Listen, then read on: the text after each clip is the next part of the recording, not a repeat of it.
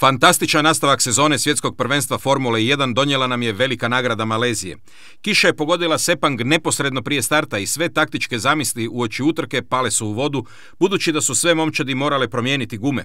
Svi su prešli na intermedije, osim HRT-a koji se odmah odlučio za puni kišni profil. Hamilton, Button ostalo je do prvog zavoja nakon starta, ali Michael Schumacher kao da je zaspao i izgubio je pozicije od Grosjeana i Webera.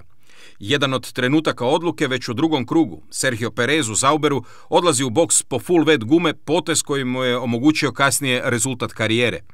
U istom krugu Grosjean pogađa Schumachera, Francuz odustaje, a Njemac pada na 16. mjesto. Kiša je sve jača, vozači ulaze u boks, a u 7. krugu na stazi je sigurnosni automobil. 2 kruga kasnije prekid, crvena zastava.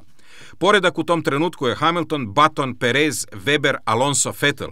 Na 10. mjestu bio je još jedan kockar s punim kišnim profilom, Narain Kartikeyan u HRT-u.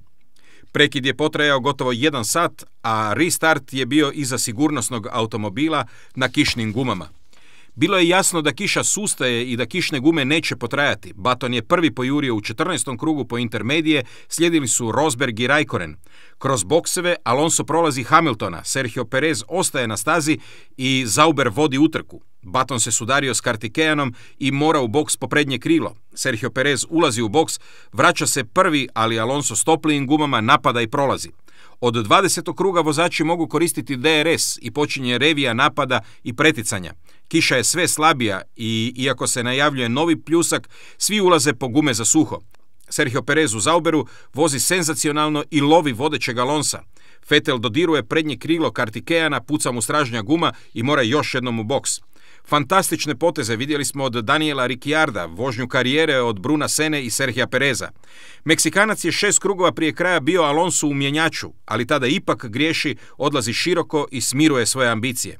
Na kraju 28. Grand Prix pobjeda za veličanstvenog Fernanda Alonsa. Peter Sauber u suzama je dočekao drugo mjesto Sergija Pereza, a Lewis Hamilton drugi put zaredom stiže do 3. mjesta.